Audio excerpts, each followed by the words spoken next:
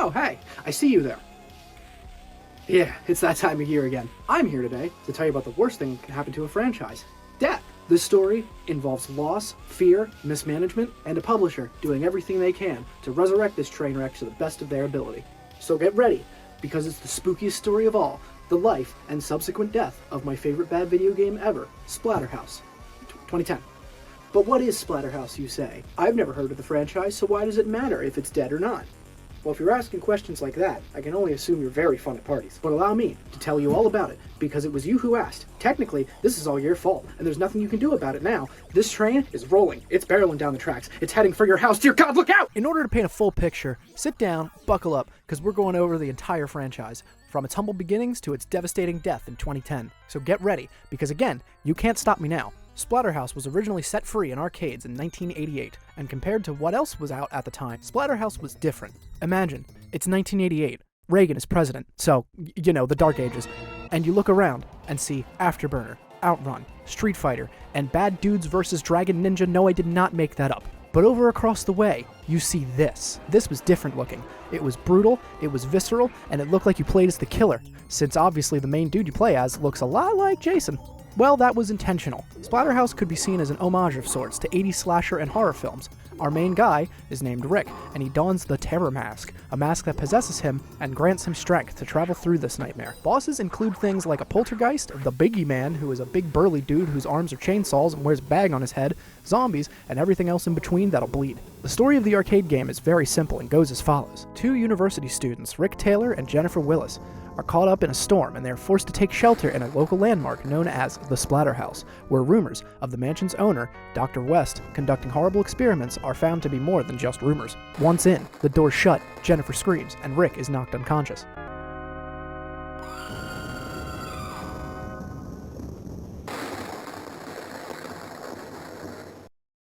When he awakens, he's in a dungeon under the house with the Terror Mask, a Mayan artifact. The mask then fuses with Rick's body and turns Rick into the jacked, monster-stomping man you play as. Your goal from that point on is to travel level by level, beating the boss of said level, and rescuing Jennifer. Though, because it's an arcade game, it's not an easy feat. I will say, as much as I love this series, this first game is not the most fair. I'll say some deaths feel too much like, well, what else was I supposed to do there? Rick's animations, or lack thereof, make it a struggle to gauge jumps and platforming challenges. It's kind of hard to gauge how he's going to jump or how he's going to land, or even where he's going to land. As arcade games go, though, it is cool to have a dedicated ending, as that wasn't entirely the norm yet. Usually it was just to get a high score and move on, but Splatterhouse gives you the motivation to get good at the game and memorize things so you can see the game's ending. Which makes it even more disheartening when you see the game's ending. Once you hit level 5, you are met with Jennifer, surrounded by a group of monsters who leave as soon as you enter. Jennifer is on a couch, and as the player, you would think, cool, we did it, that's it. However, Jennifer begins to scream in pain and transforms into a horrible monster that you have to fight.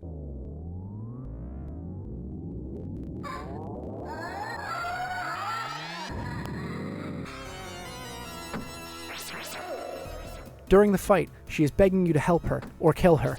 Rick is forced to do just so, killing Jennifer and making the entire trek for nothing. Jen thanks you before succumbing to her injuries and dying.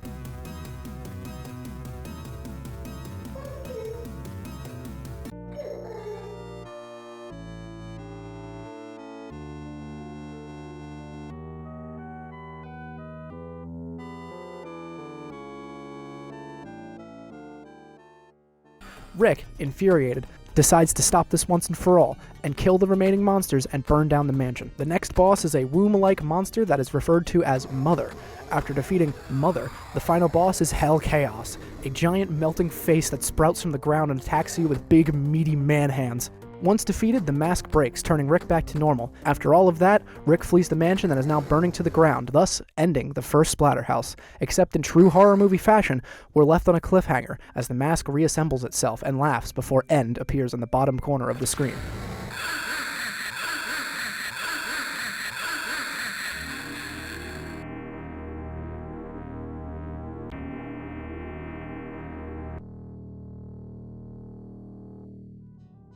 Listen, as a game, It's fairly janky, a little unpolished, but as an arcade game, it's janky and unpolished, but I adore this arcade game.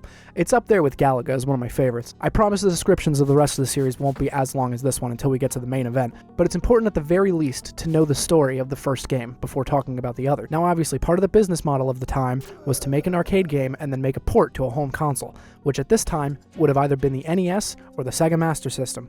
Well, Nintendo would never let a game like this on their platform. Right? So the only other option was the Sega Master System, which did sell at least one console here. It was much more prominent in European countries and especially Brazil, where it continues to get new models and games to this day.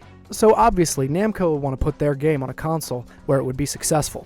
So it was probably best to wait and put it on the next generation of consoles. You know, fight to get it on the Super Nintendo or Sega Genesis, or they could just bitch out and put it on the TurboGrafx 16. What the fuck is that? Okay, so real quick, the TurboGrafx 16 was a console that released in 1989 in North America and 1987 in Japan, where it was known as the PC Engine because simplicity wasn't invented until later. It was only released in New York City and Los Angeles markets, so if you weren't localized within like 200 miles of those areas, you just never heard of it. It was technically the first 16-bit console like the Sega Genesis and Super Nintendo. It sold relatively okay here in America, except for the fact that 2 weeks prior to it releasing here, Sega released the Genesis nationwide, and no one but the slight few people in America didn't care. It sold somewhere in the ballpark of 5 million and 6 million units, depending on who you ask. For the life of me, I can't find if that's in total, just America, or just Japan. So I'm going to make an assumption that it's the grand total, and 4 of that number are American. Anyway, Splatterhouse was ported to the TurboGrafx 16 in 1990, and had some changes here and there from the arcade original. First and most glaring is that Rick's mask was changed from white to red, because the white mask looked too closely related to Jason Voorhees. One boss that I didn't talk about had its sprite changed. What was once an inverted cross in the arcade is now just a weird grayish blue melty face. Lastly, the grave of Jennifer was changed from 2 sticks in the form of a cross to a full-on headstone. I guess Rick had more time than in the arcade game to carve out and make a tombstone for her. Everything else remains basically unchanged. The violence in general was toned down a bit, but I think that was because of technical limitations and not necessarily censorship. This, funnily enough, was the version of Splatterhouse I played the most. In 2007, the game was added to the Wii's Virtual Console TurboGrafx 16 selection. So along with Castlevania 1, I bought that, and played it quite a bit. I never beat it. This game gets ridiculously hard at the Jennifer fight, and I still probably won't have it beaten for this video. This goes for the arcade version of the game too. It's a hard son of a bitch. Last thing to mention is that the original arcade game has been ported a couple times. Most ways are lost to time, but it's not all doom and gloom, I promise. Obviously, there's the TurboGrafx 16 port, as previously stated. It was perfectly ported to the Fujitsu FM Towns Marty, and no, I'm not going to talk about that because I don't know what that is. And this section has gone on for too long. There was also an LCD handheld game, because of course there was. Side note, I now have to find that because it's adorable.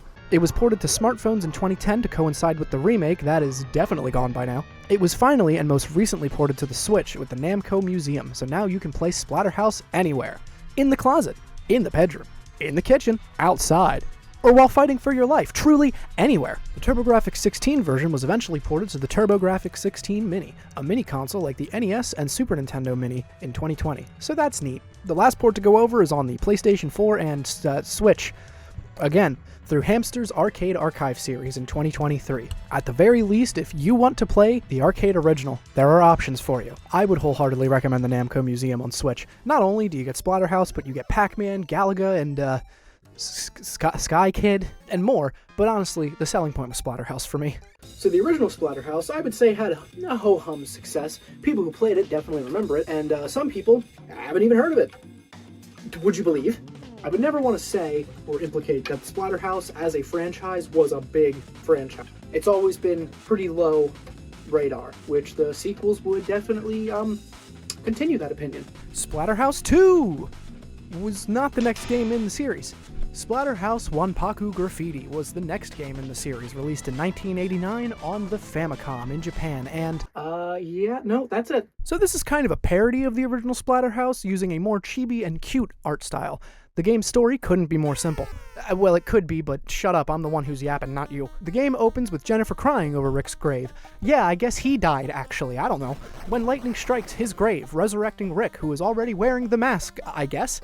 And in true comical fashion, and because lightning never strikes the same place twice, it strikes the grave right next to Rick, resurrecting the Pumpkin King, our villain of this game. He then kidnaps Jennifer, and Rick has to go save her yet again. The game is more of a platformer than a beat-em-up like the original was, and Rick wields an axe as a form of attack. The game also has an experience point system where Rick can gain more health as the game progresses. The number of enemies needed to defeat for the next level up is seen at the top left of the screen. Lastly, the game introduces a whole new mechanic to the series, a password system. Oh, fuck yes. As previously stated, the game is more platformer-based rather than beat-em-up focused, which for an NES game isn't a bad idea, and honestly the preferable option. While playing it, I could see why this game was never released over here, but I honestly think we were missing out back in '89. This game is actually really good, and unfortunately, the best game the Splatterhouse series has to offer, gameplay-wise. There are two different endings to this game. The bad ending, of sorts, is Rick beats the final boss, the lights come on, you find out that you were playing through the making of a movie, Rick talks to the director who says, roughly translated, "That was some damn fine acting. This will be a great movie. Nice job." Rick then throws the mask down and leaves. The terror mask begins to float, laughs, and throws lights and a chair in the room. From there, the game ends.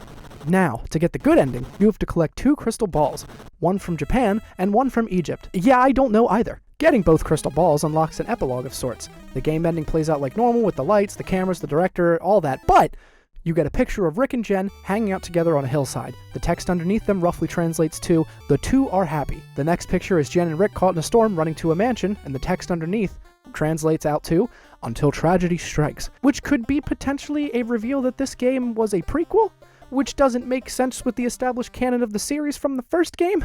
God, is nothing sacred? Well, that doesn't really matter because the game is really good. Super tight controls, a ton of different environments, so you never get bored looking at the same background.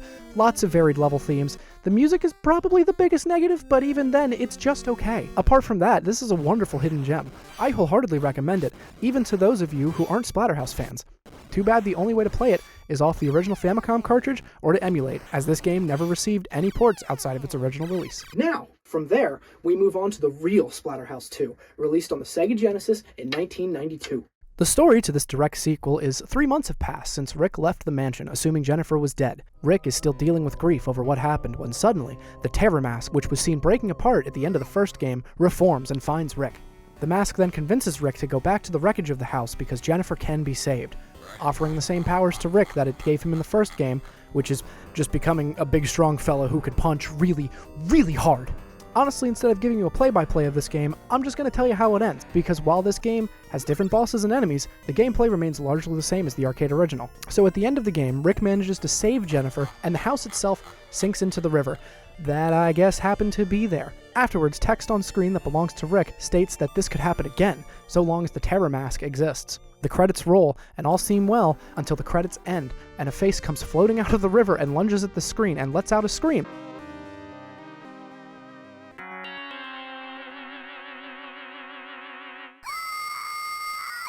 I will be honest and say I have no earthly idea who or what this face is. It's not the terror masks, that's for sure, so I don't know. The gameplay is fine, to say the least. It retains the same kind of stiff, kind of janky movement as the arcade original, which, on one hand, is fine.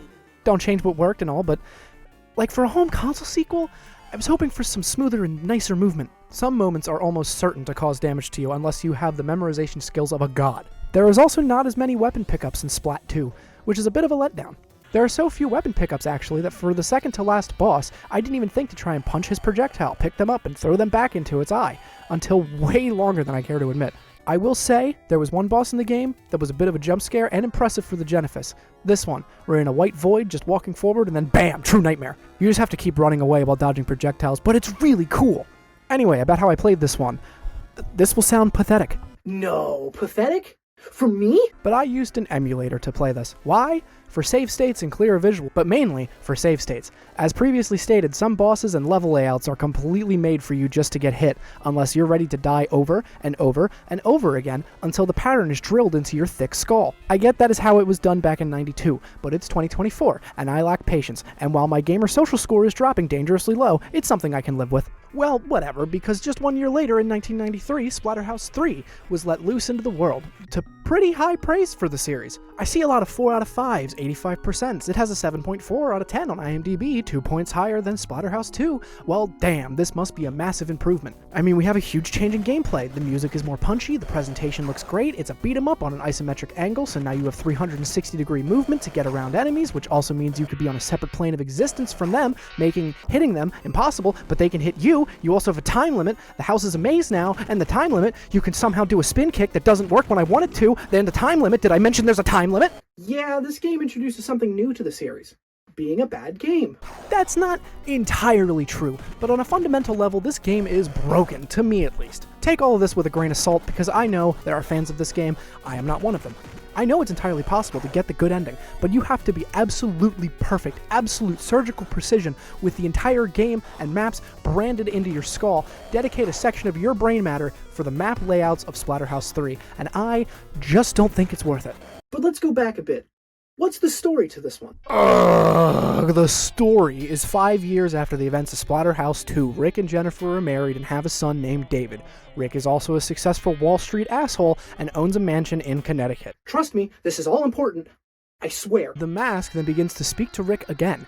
I guess he kept it, or the mask floated to him, or I don't know, they're psychologically linked. It's not explained. This time around, the monsters are invading your mansion, the one you have in Connecticut. So like clockwork, Rick must don the mask again, and not only save Jennifer, but his son David as well.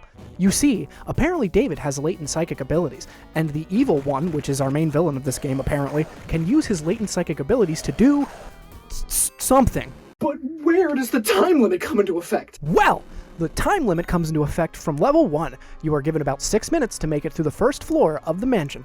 From the start to the boss, 6 minutes. If you die and revive yourself, given you have extra lives remaining, it takes like whole 15 seconds to get back up, which drains from your time limit. And some enemies will two-shot you, and sometimes you'll be slightly below or above the thing that you're fighting, and can't hit them, but they can hit you just fine. Also, as far as I know, there is no defensive options. You can just punch and jump, like, really high for some reason now. So I'm gonna be totally upfront and honest right here and now. I played this game on easy, because I'm a coward, and even still, the game takes no prisoners. So I get to the second floor here, I walk through doors, every other door I'm told that boreworms are eating Jennifer from the inside out, until eventually I walk through this door here, and have about a minute and a half to get to the boss, who is right over here, when I'm told Jennifer's brain is being eaten away by boreworms and she's dead, which means I can't save Jennifer again, which means I can't get the good ending, which means if I wanted that, I'd have to restart the whole game and try again. I do not want to do that. So I beat the boss of this floor, which is a boreworm thing with legs that laughs at you, and look, his movements, look at his movement, look at his movements! How in the holy mother of Christ am I supposed to get through all of this? Collect specific items, kill all the enemies in each room I enter before I can leave, and beat this squirrely little asshole all within the 5.5 minute time limit. Oh, but Trent, you have a roid rage mode you can use on the boss. I'm sure he'll die faster. No, that doesn't work, because why would it? In the game, there are these little blue orbs, and these orbs slowly charge your power meter, and once that's charged, you can turn into a bigger Rick who's stronger and... Yep, nope, that's it. There are also health pickups you can grab, which are these balls of muscle or flesh or whatever, and that's nice, but that doesn't matter when some dudes hit you twice and you're dead, and it doesn't heal you enough to take another one. So instead, you get hit once, pick up health item, health almost to full, get hit again, and still die. What's the point of a health meter? The other games just showed you how many times you could take a hit. Every enemy did the same damage, and that was fine. What's the point of having a health meter if it doesn't feel like you can take more than 2 hits, when in Splatterhouse 1 and 2 and in Wanpaku Graffiti, you could still take more hits? God, this game is rough. And that sucks because, like I said, presentation-wise, this looks great. The combat feels alright when it works, and the music is also pretty good, but you're missing the atmosphere of the first two.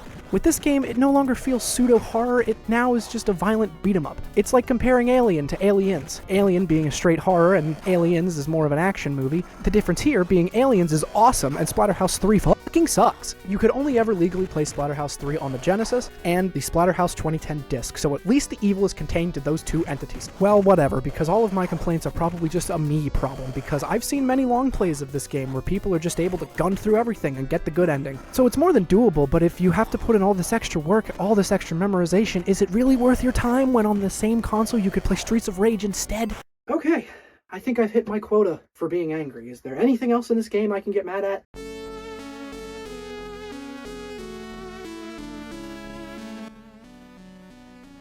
Say what you will, but this game does have excellent dialogue, which is new for the series. So after Splatterhouse 3, the series went on a bit of a hiatus.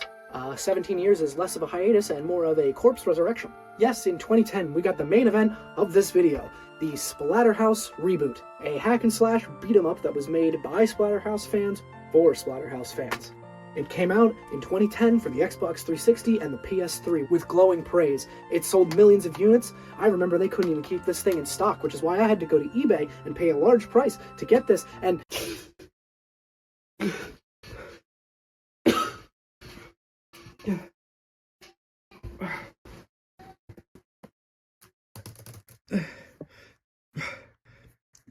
Damn it. I had the dream again. So after 14 years, it was announced in 2007 that Splatterhouse was coming back for the new HD consoles, the Xbox 360 and the PS3. The game was being developed initially by BottleRocket Studios, who prior to Splatterhouse made games such as Shaolin Showdown for the PS2, Xbox, and PSP, and Rise of the Kasai for the PS2 and... No. That's it. So what made Bandai Namco go to BottleRocket Studios for a Splatterhouse remake? Well, we'll be referencing this Polygon article along with some speculation as to why that was the decision made. I'll do my best to let you know what comes from the article and what is pure speculation from me. I'll also link the article if you want to check it out for yourself because it is a fascinating read. This comes directly from the Polygon article. So Bandai Namco saw that games like Grand Theft Auto and other edgy and violent games like that were doing really well in the West. So, in my opinion, at this point in the Japanese games industry, there was a bit of a divide. See, the Xbox brand never did well in Japan, so it was assumed that the PS3 was going to dominate. Unfortunately, Sony pulled a this. The 20GB PlayStation 3 will retail for $499 US and 549 Canadian dollars.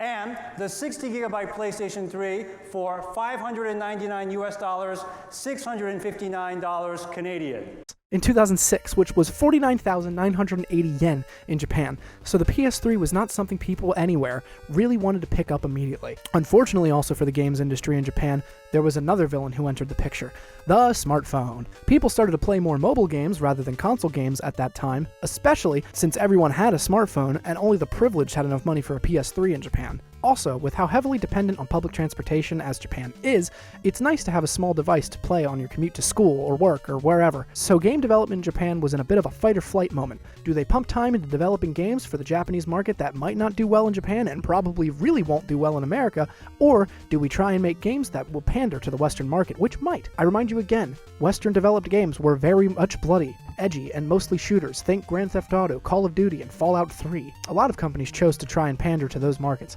Capcom with Dark Void and Dead Rising 2, or Hudson Soft with Bomberman Act Zero, or even a year later with Mind Jacked from Square Enix. So Bandai Namco, in a state of panic, decided to also try and leech off of the success of violent games in the West, and looked for a studio that could make a new game for their most violent series, Splatterhouse. From the article again, they settled on BottleRocket because the studio was made up of members of the dev team to the Mark of Cree for the PS2, which was apparently a critical darling. I have never heard of it, so I will take their word for it. Makoto Iwai, the then vice president of Bandai Namco, knew the founder of BottleRocket, Jay Beard, and in his own words, quote, "There was a strong push from the studio side to use BottleRocket. They were quite renowned." This one now! So about 35 people were set to work on Splatterhouse with Bandai Namco's development goals in place, which were a traditional brawler combat with visual style that harkens back to the original games, along with nods to those originals. So all seemed well.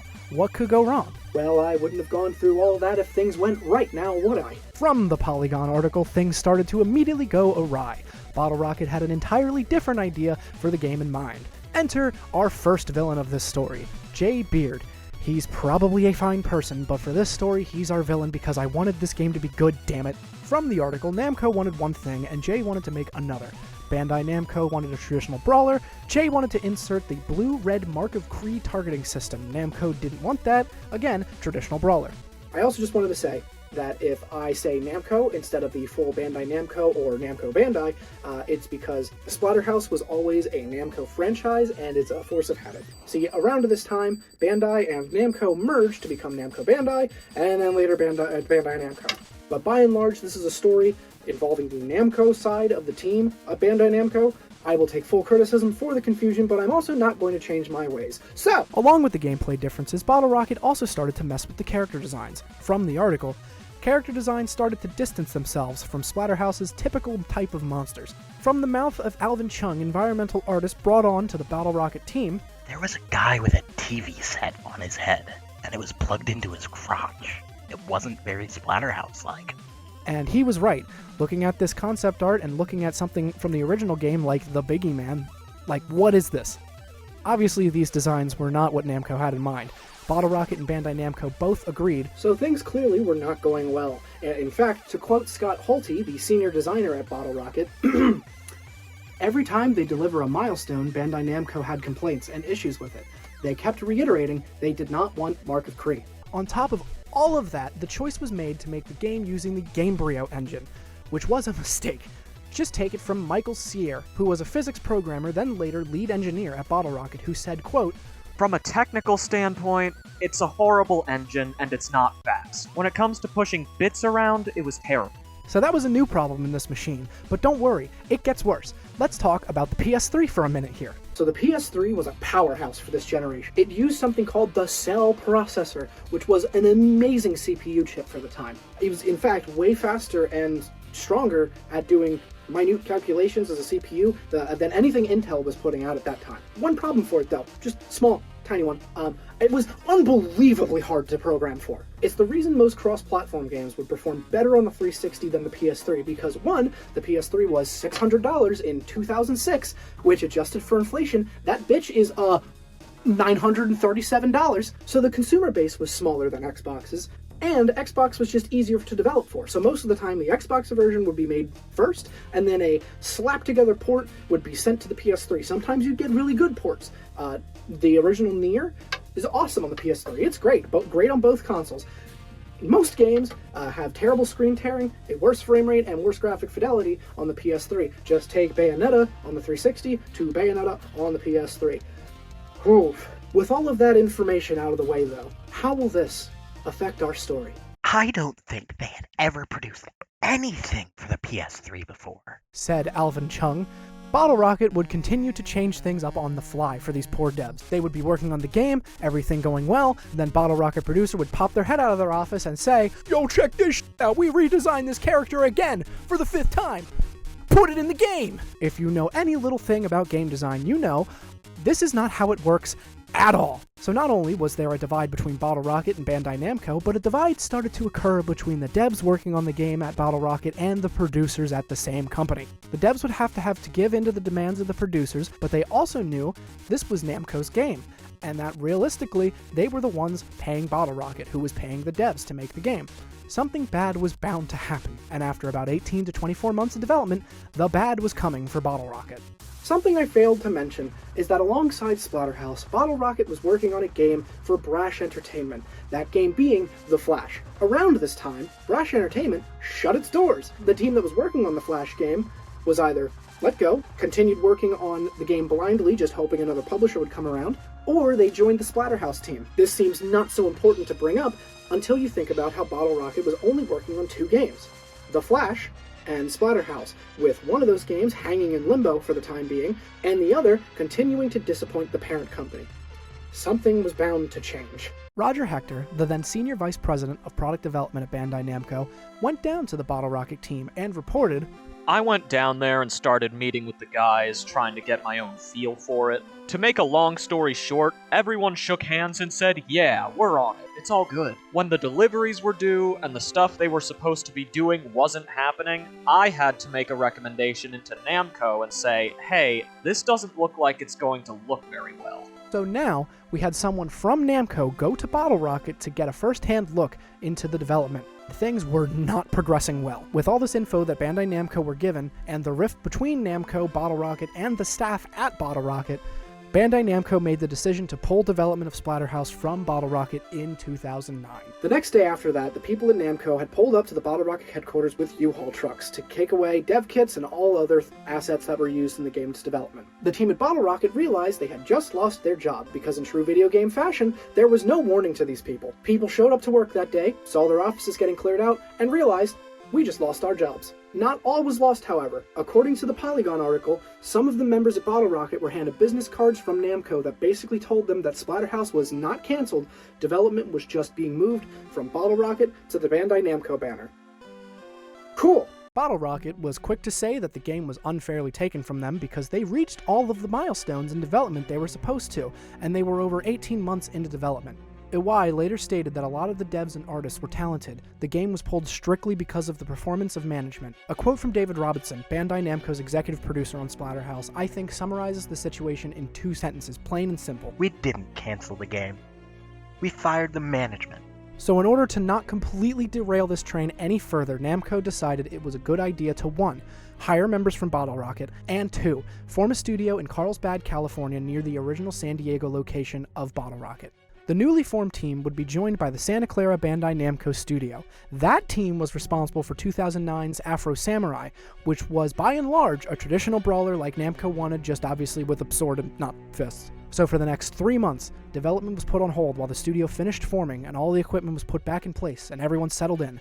One problem. One would say a huge problem. I would say a big f***ing problem. The Santa Clara team and the new studio in Carlsbad, California were, and I'm not joking here, over 400 goddamn miles away.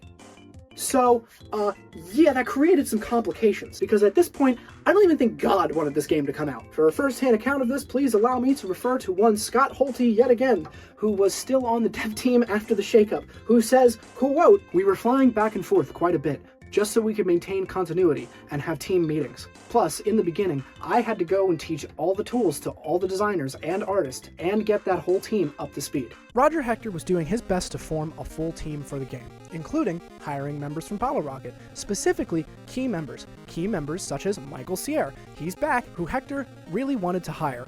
Michael saying, quote, I'm not necessarily proud of what I did here, but at the time when he approached me, I'd accepted an offer from Rockstar San Diego. I was going to start working on a Monday.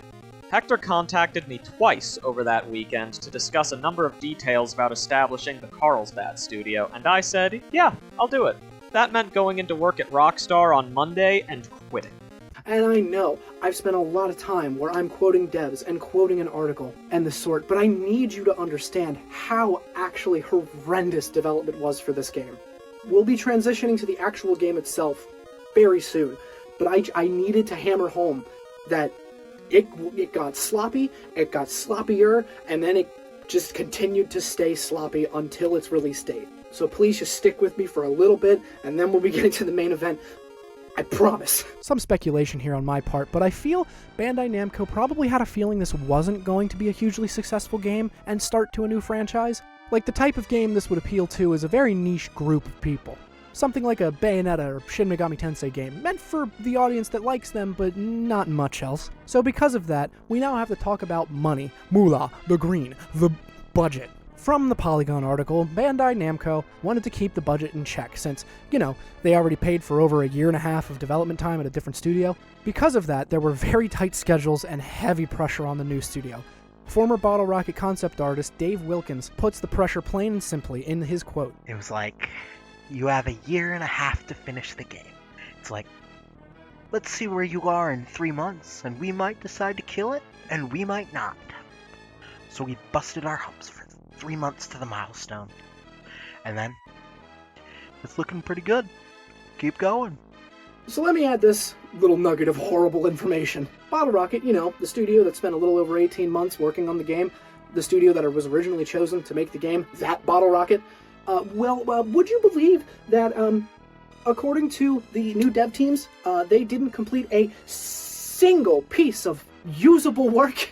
From the mouth of former Bandai associate producer Dan Tovar. There was a rough shell of a bunch of levels, but you could not play the whole thing front to back. Huge amounts of systems were not complete, and most importantly, it just wasn't fun. The plan, initially, was to try and salvage and save the work and build off of it. That was obviously proving to be difficult, so David Robinson formed a plan. Robinson's plan was not a great one, but it was one that had to happen. Basically, the plan was they had more bugs to iron out than they had days to iron out those bugs. The plan was to blast through the debugging stage. David Robinson was ready to stay up all night and day and change the team's schedule around so that everyone would get fucked over fairly while he took most of the damage to his sleep. Basically, game development would happen during the day, then Robinson would bug test it all night. While everyone sleeps, Robinson goes on to describe his experience, saying, quote, Everyone on the team drew a straw. That straw meant you had to fix any bug in the game, and you had to be on call. It was close to 20 of us. I would show up at 4, 5 o'clock, and I would produce my other games until 6 or 7. Everyone would submit their last overnight build, and I would play until the morning.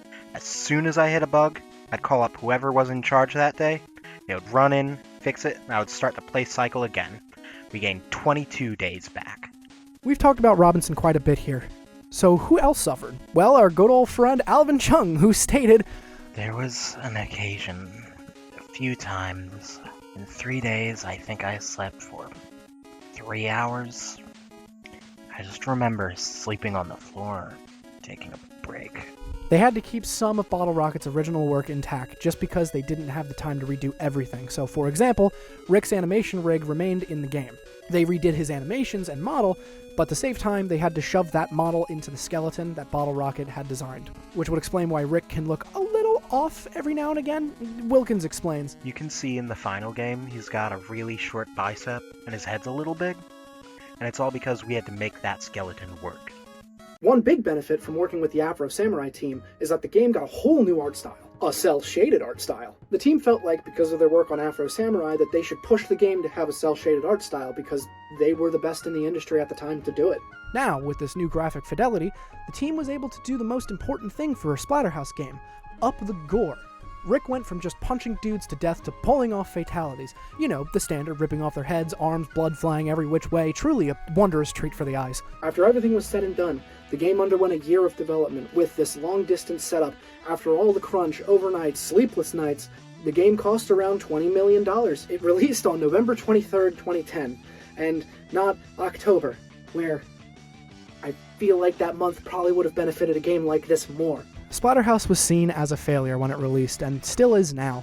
Achey was asked if the game was a financial success. He replied promptly with, "Unfortunately, not really." It was believed by Tovar that the game would have done better if it had released around Halloween. It might not have had a huge difference, but the thought is that it would have had more commercial success if it was released any time in October rather than the end of November. To go back a couple weeks before the game was released in November, first, the Carlsbad studio closed its doors, letting everyone go except for one person, Michael Sierre. Michael stayed back at the studio because he was waiting on the final quality assurance from Sony for the PlayStation 3 version of the game. He stayed back because Sony never got back to Namco if it was approved or not. So his goal was to stay behind and fix any bug that Sony found and send it back for reapproval. After about a week of waiting, Sony finally got back to Namco and gave the go-ahead, meaning the game was accepted, and Michael was employed 1 week longer than the rest of the crew. When asked to share their experience for the Polygon article, the crew seems to think about it fondly. Roger Hector saying, quote, I don't feel ashamed of it at all, but I can't look back on it without saying, boy, if we just had a little bit more time, we could have taken it up a notch. Alvin Chung also had some words to say about his experience, saying, quote, Even though it's probably the lowest rated game I worked on, in retrospect, when I think about its production, because of the limited resources, it felt like we built a tight camaraderie. Everyone was proud to finish it, considering the circumstances. After all the dust settled and the game was out to the public, game reviews were not kind. Currently, the Metacritic score sits at a 59 for the PS3 release and a 62 for the Xbox release. IGN gave the game a 4 out of 10. PlayStation Magazine, the magazine made to sell games on PlayStation, gave it a 3 out of 10, so that sucks. Some reviews weren't as bad though, showing some companies did see merit in the game. Destructoid, for example, gave the PS3 version specifically a 7.5 out of 10. That's almost an 8! Eurogamer gave it a 6 out of 10 and GameZone a 6.5 out of 10. So, reviews for the game were all over the place, and it's not hard to see why. This game falls into the category of video games I like to call jank with a soul. Games that are kind of fundamentally broken and don't work right, but god damn it, they're charming. Something like Bullet Witch or Sonic 06. Splatterhouse just happens to fit right in my niche, which makes me love it dearly, even though I don't think it works half the time. Like here, take a look at some of my favorite horror movies. Of course, we have actual artful stuff like The Shining, Under the Skin, Censor, and something like Black Swan. Then there's another type of horror movie that I like more most of the time, like Evil Dead. All of them. Puppet Master 13, which is an ugly movie and not a great, kind of movie. However, gore. The Saw films, except for 8 and 9, because they don't count. Violence Voyager and Green Room, and I mean, there's more. But I need to stop somewhere. And before you ask, no, I haven't seen the Terrifier movies. I need to be in a mood for those, because how in the goddamn do you get 2.5 hours out of Terrifier 2? It is just a gore movie. How do you do that? I'm sure it's so, the lore and, 90 minutes. Sweet, quick, fast, 90 minutes. You're doing a gore movie, 90 minutes. 2.5? So with all that history lesson over for at least as much as I want to get into it, let's dive into Splatterhouse 2010 by real quick looking at footage from the BottleRocket build. Yeah, just to be annoying and very thorough, I want to take a look at this trailer and these unfinished game animations. The trailer that showed the game off at E3 2008 looks very good, I can't lie. If I didn't go through all the info in the previous section, I would almost say, damn, I wish we got this instead. Obviously, I know why we didn't, but it did look promising. For the animations, I'm just gonna let my actual first impressions tell the story. So this is a thing I found on NeoGAF, and it just kind of compiles a bunch of early stuff from the BottleRocket days of Splatterhouse. Yeah, so like a section like that was never in the original, or never in the one that we got. Because they didn't go with the cel-shaded style, everything I feel like looks a little bit more grotesque and gross. Not that the cel-shaded style isn't good, I do like it, but being able to fight the Wicker Man would have been really cool, which we'll get to a little later. That logo is fucking yucky. I don't like that. You'll have to excuse the quality, but this is like very like pre-release modeling sheets and shit. Like it's there's been some stuff that has been found, which is cool for preservation and to see what could have been. All in all, I'm happy. Like, I'm still happy that we got the Namco version, but some of these are pretty cool. Like Rick just ripping that dude in half above his head is neat. Okay. See, his attacks stayed the same, I believe. Yeah, he still uses all of those attacks in the 2010 build.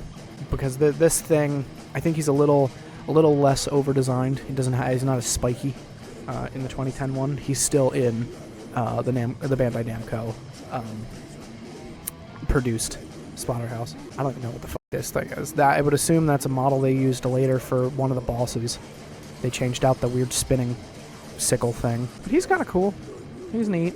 There definitely are some designs where I'm like, these don't really look like they fit in Splatterhouse, which was a big point of contention with the dev team and the arts happening. Last but not least, here's some deleted moves, which we already saw this machete one, which I think is actually really cool. I think that one goes fucking hard. Ripping a dude in half. I still don't know what he's doing. I'd almost think he's taking his thumb and just kind of like cracking its neck like it's nothing. There are definitely things here where it's like, damn, I kind of wish that stayed, but I also understand why it didn't. This is like the level layout, or like the level design thing. So these are like, to somebody this makes sense. This is a bit, looking at this map is a bit beyond my expertise here, but you basically have like, I think all of your actions that you could perform in level 2 all just kind of laid out in this like roadmap looking thing. So that's cool that we also have that. These are definitely things we weren't supposed to see. But hell yeah, we have them, and it's kind of cool that we do. So, anywho, back to the video, bye! Okay, now, for real, here is Splatterhouse the 2010, the actual point of this video. You might have thought that the point of this video was lost, but joke's on you! It was! And you also might be asking, hey Trent, why are you playing the PS3 version of this game? Also, why is it in the greatest hits red? Well, one, the red case looks nice. Sue me. And number 2, I'm playing the PS3 version because if I want to play a janky video game, I want to play the jankiest version of that janky video game. And thankfully, the PS3 is the PS3. So, with that, let's get into Splatterhouse 2010. So the game begins on a lengthy loading screen, followed by getting mean mugged by this skin thing. I think this is just what the rake was supposed to look like. Afterwards, in less than a stellar transitional animation, oh yeah, right off the bat, the quality is here. Rick punches the thing into bloody jibs. We follow the gore bits to a menu. Here, we can select Story Mode, Survival Arena, Downloadable Content, which, yes, this game had content to download, we'll go into a little later, Options, and Collectibles. Scrolling down a bit further, we're given a Stats, Options, and a Classic option. The Classics option is great, because on this one disc, you now not only have Splatterhouse 2010, but also Splatterhouse from the arcade, Splatterhouse 2, and Splatterhouse 3 for the Sega Genesis, which is great, because something I didn't touch on, but if you wanted to get a copy of either of the Sega Genesis games, you'll be paying around... So after starting a new game, we open on a cutscene being played in the loading screen, which is nice because some of the load times in this game are, woo! The cutscene shows some of the events that led up to this point in the game. I also want to comment on these cutscenes' quality because, man, they look really good, but also have an almost uncanny look about them. It's hard to nail down exactly, but the way the faces move, they kind of look like they're made of rubber, or as I kept saying in a Discord call where I subjected my friends to this game for like 6 weeks, they all have Source Filmmaker face. Also to comment on the visuals of this cutscene just one more time, I love the way the blood looks. which I know how that sounds, but if I may bring up another movie thing, in the movie Scream, the first one from the 90s, that one, I still think that movie has some of the best blood effects in any movie. Not saying that, it's the goriest thing ever made, but the way that the blood, clings to people's skin and their clothing and how, deep red it is, it just looks gross and sticky and yucky, and I love it. And Splatterhouse has that same kind of quality to me. The blood in this cutscene is deep, red, and sticky. Look how it sticks to Rick's fingers here. The strings coming from the puddle to his fingers. It's something I thought always looked really good. Anyway, enough gushing. The story here is basically the same setup from the original arcade game, though instead of seeking shelter from a storm, there's a more in-depth reason as to why Rick and Jennifer find themselves in the West Mansion, something that the game will give us bits and pieces of later. As Rick is laying in his own pool of blood and viscera, a disembodied voice begins to talk to him. The voice basically tells him that there is still time to fix this. As Rick looks around with what life he's still clinging to, he realizes it's a mask talking to him. The mask tells him that Rick's soul belongs to him now, and if he wants to fix this mess, Rick just has to don the Terror Mask. Rick puts on the Terror Mask, and thus begins our wholesome adventure to save Jennifer. One last thing I'd like to note is that if the voice of the Terror Mask sounds familiar to you, it's because you've 100% heard it at some point in your life. The Terror Mask is voiced by the one and only Jim Cummings, who is the voice of Pete from the Mickey Mouse properties, Tigger, and most importantly for me in my childhood, Winnie the Pooh.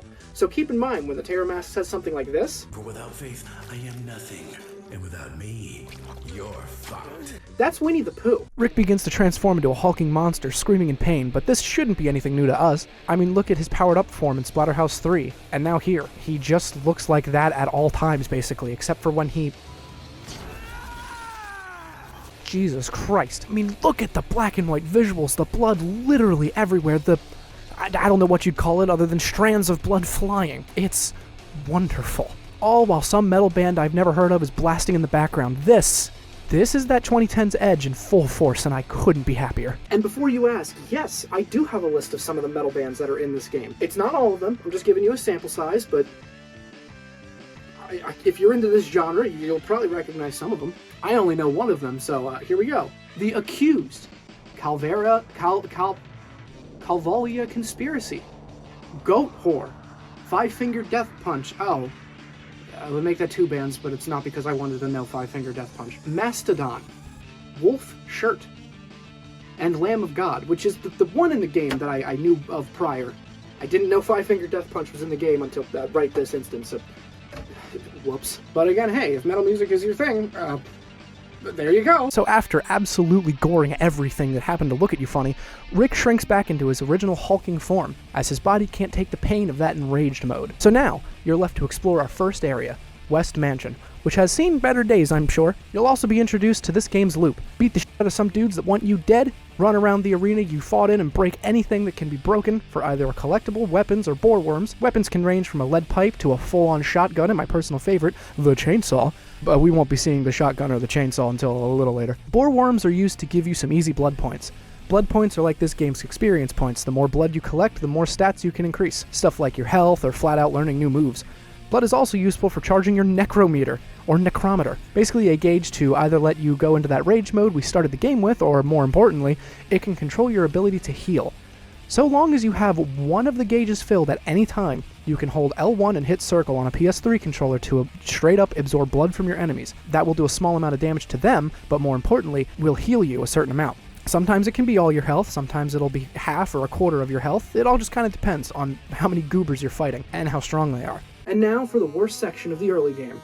The first encounter as regular Rick. So, yeah, as cool as it might have been for the game to start off with your invincible enraged mode, it has the adverse effects when entering your first arena. So you're given a pop-up that tells you how to fight, which you weren't given that in the first section, so at this point you probably already know how to throw a punch just from mashing all the buttons in the previous section, but hey, it's whatever, I get it. It's not like there's an integral game mechanic that will determine whether or not you can make it past this section or not. And let me introduce you to the R2 button. With the help of the R2 button, you too can learn the secrets of how not to constantly die at Splatterhouse. You see, with this button, you can dodge. Without learning how to dodge roll, this room will kill you over and over and over again. I would know. Since this isn't my first Splatterhouse rodeo, I played this game for the first time back in 2018, and I died here a lot until I figured out how to dodge roll. And then I was like, why wouldn't they teach you that? That's weird.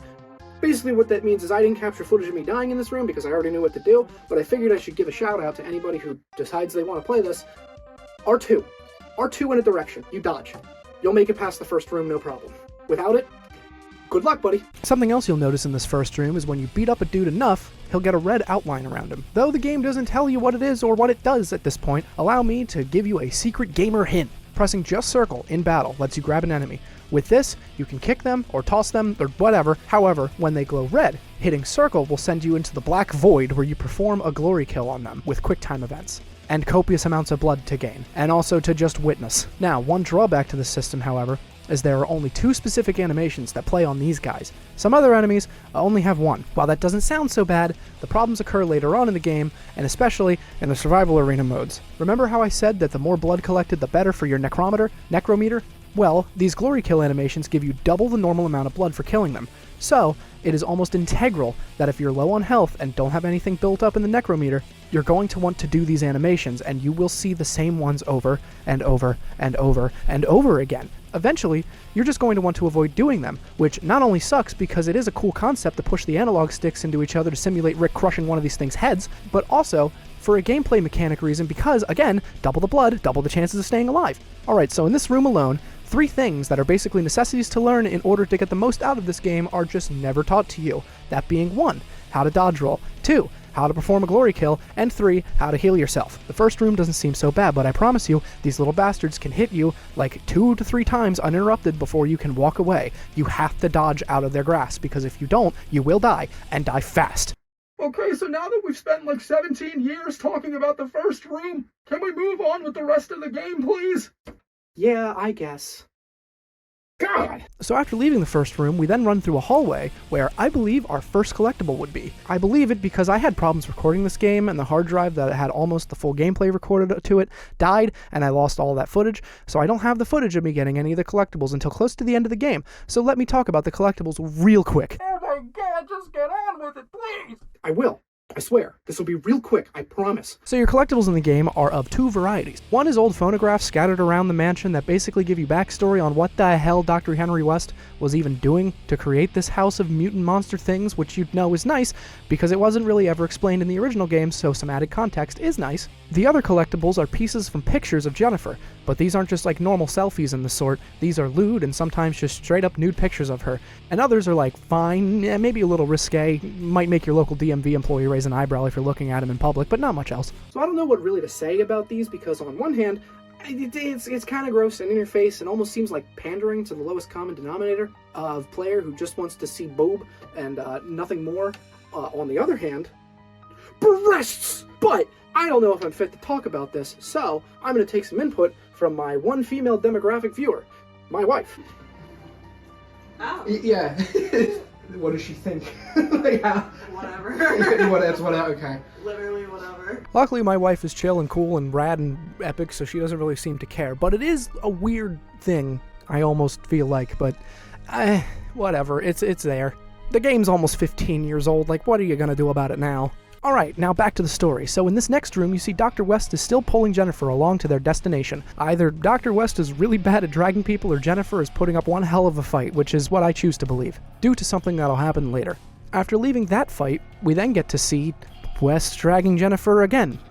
Starting to see a pattern here. The next room is where you get your first weapon, a thing the game calls a 2x4. I would argue to disagree. I mean, it looks like 3 or 4 planks of wood nailed and tied together with a rope, but hey, whatever. You are greeted to the first of many movie references in this room as well. The mounted animals on the wall that start laughing at you throughout the whole fight, which is basically a 1-to-1 scene from Evil Dead 2. After that fight, I leave with like no health because, and you can see another really cool detail I like. Rick's body takes damage. The more damage sustained, the more bones you can see poking through chunks of flesh missing from Rick's body. These, of course, are repaired when you heal yourself, but it's a really neat system and something I haven't seen done this well since 2020's Doom Eternal, with the demons showing wounds and stuff. The next room is where I find the first gramophone where West recorded his research. After trying to kick the next door down, Rick is hit back with a big-ass monster with a tentacle arm that grabs Rick, rips off his arm, and then throws him over a banister.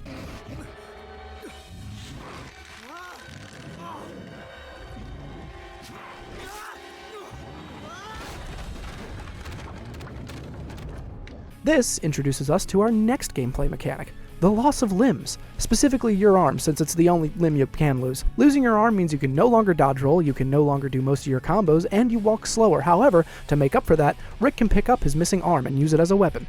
It's a weak weapon, but it does help make up for the loss of an appendage. The good news is after like 10 seconds or so, the arm regenerates, so you're fine. The bad news comes in depending on why you lost your arm in the first place. Most of the time, when you lose your arm, it's because the thing you're fighting hits hard and hits fast, so you'll often find yourself in an unwinnable situation of getting hit hard, losing an arm, trying to dodge roll, realize you can't, get hit again, and die. If you're lucky, you can heal yourself and get that arm back right away. But again, this is if you have anything in your necrometer. The next room is where we are introduced to a new monster, a humanoid type thing. These fellas are tanks in the early game. Best suggestion, hit that triangle button and hold it. The triangle button is your heavy attack. If you hold it, you can kind of slow down time slightly to charge it up and hit harder. That is the best and quickest way I have found to beat them. Do that and you'll have no trouble. Next room introduces you to the first puzzle of sorts. The answer to these puzzles is blood. It's always blood. Kill enough goovers on this specific section of the floor and the door will open. Hey, but new enemies means new ways to glory kill them. The humanoids have two animations as well. The one I perform here is kicking them down, placing one foot on ass, hand on chin, and pulling up to pull their head off. Nah, just kidding, you pull their whole f***ing torso off. It's awesome. On to the next room. Rick says something that is just kind of dropped after this mention. See, Rick and Jennifer are college students, and Dr. West is a professor at that college. Students have started to go missing, and Jennifer wanted to come to West's mansion to do an interview with him for the school paper in relation to the disappearances. I guess get his input on it, I don't know. Because of this one fact that isn't really brought up again before or after, when entering this room, Rick says he recognizes two humanoid monsters locked away in a cage. Well, he says this, but you can barely hear him because the game's audio mix is a little...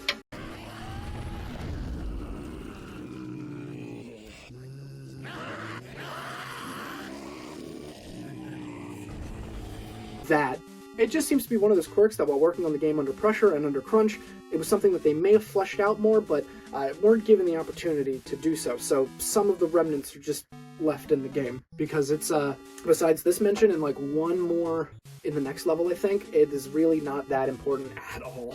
It is now here, about 20 minutes into the first level, that the game tells you how not to dodge roll, but to guard. If you somehow made it this far without knowing how to dodge roll or guard, then here you go. And as a bonus, I'm sure when you go to guard, you'll accidentally dodge, because you'll probably already be holding a direction when you go to block, so instead of blocking, you'll roll.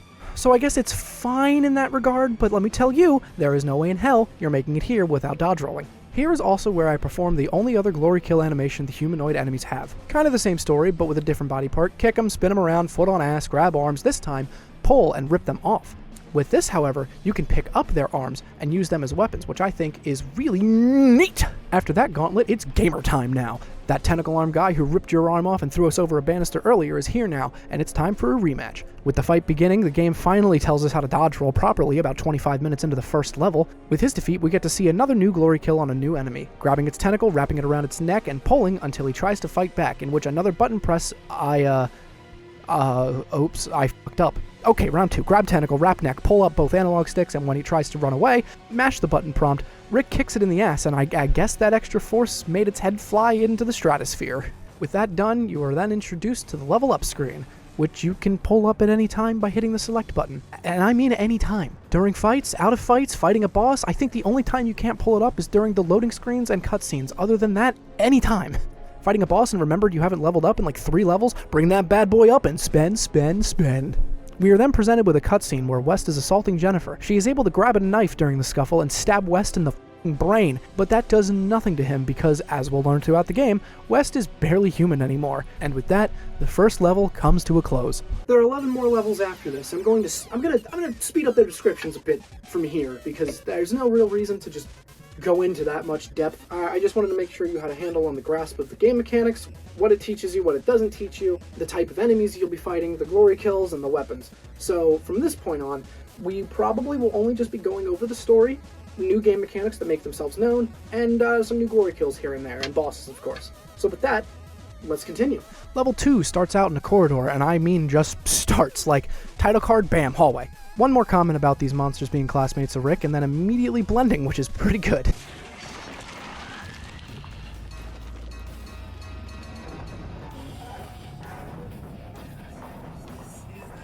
This is also the last time that will ever be a factor in the story.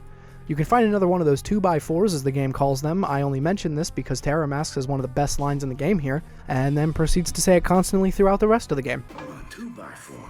Handy. Let's do some fucking carpentry.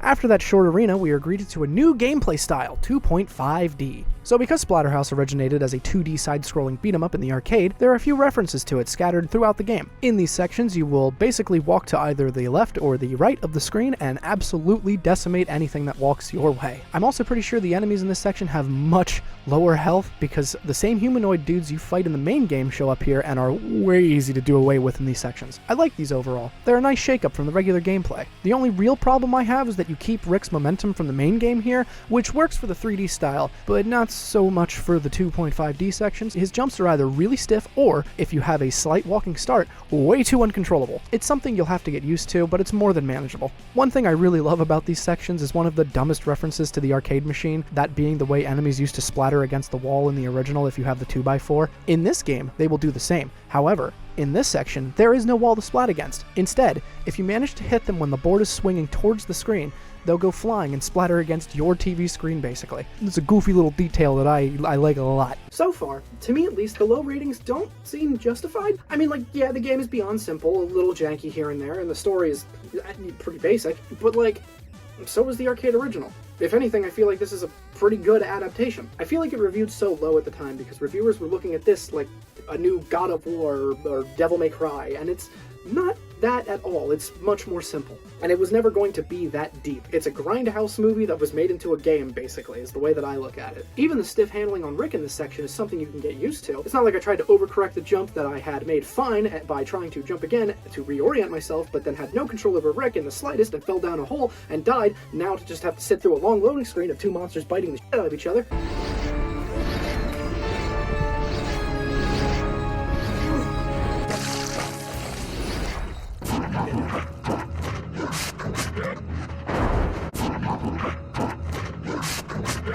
Ow! You know, say what you will, but they really give you time to think about how fucking dumb that death was. So this was a big talking point I remember hearing about back in the day. The loading times after death were too long. I mean, they're roughly 20 seconds long. They're not short, but they're also not the longest in the world either. I mean, the loading screens in Sonic 06 are longer for sure, and way more frequent, and I still managed to kind of like that game. If we're to put it on a scale to PS5 SSD load times and like Lego City Undercover for the Wii U levels, it sits somewhere in the upper middle. So moving on from this little section, we're right back into the 3D beat-em-up again. God, this guy sure likes to talk a lot, but what's happening in the story? Well, Jen is still getting dragged along with West somewhere, and we're still going after her. However, in the stage, we get introduced to our first boss properly. The first boss just becomes a regular enemy from this point forward.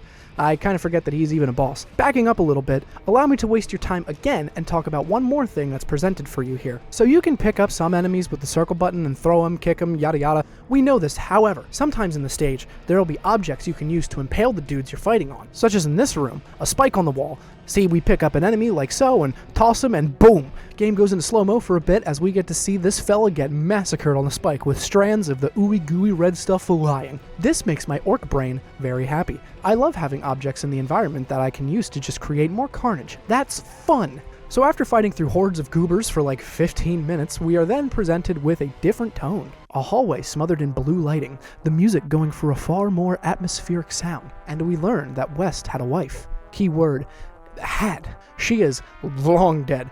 But she has a striking resemblance to Jennifer. Probably just a coincidence. Woman again. West's wife. His dead wife. Looks just like your grandma, don't she? Wait. How do you know? I'm inside your head, remember? I know what your favorite movie is. I know what your favorite cereal is. I know. Kicking open the door, we find a room with Jennifer just standing there. Boom, gotcha. That wasn't Jennifer. It was really whatever this is. Just a room covered in red. Red blood, red organs, red color grading. Not sure how they did that, but it's fine. Oh shit, it's the blue guy. You guys have no idea how much I hate fighting these guys in particular. They are so quick to cut your arm off, and if you have no blood in the necrometer, it is basically a game over. They are some of the hardest guys to fight, and are so annoying to try and kill.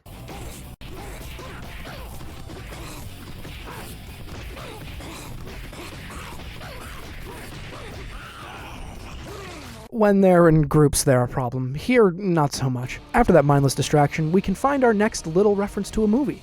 Under a child's bed here are tiny legs and a knife. Judging by the color of its shoes, the jeans, and the knife, it's pretty obvious to tell this is Blade from the Puppet Master films. Our next cool set piece here is walking up this hallway while dressers and shit start falling down after you. I would assume this is a loose nod to the poltergeist boss in the first game that attacked you with floating knives, a chair, and then finally a painting. That nod is more or less confirmed by the boss of this level being a possessed doll that forms into a monster by taking a bunch of furniture and fusing it all into herself. The boss fight itself is pretty simple. Go to a leg, take a couple swings, roll out, wait for her to attack, rinse and repeat until her health runs out. Once that happens, an unironically impressive in-engine cutscene triggers where the floor falls out, she falls, you fall, grabbing bits and pieces of stuff to slow your descent, short QuickTime event, and now you're on eye level with her for the second phase. This phase is also fairly simple. Try and dodge her attacks when she launches them, fail to dodge the attacks because your roll doesn't go as far as you want it to, and I don't believe your roll has invincibility frames, rinse and repeat until another QuickTime event happens, and then the final phase, where, remember the first phase? Yeah, just do that again. Another QuickTime event plays out where you get to see Rick go into his roided out form and press a couple buttons here and there, and then the Terror Mask says the best line in the game.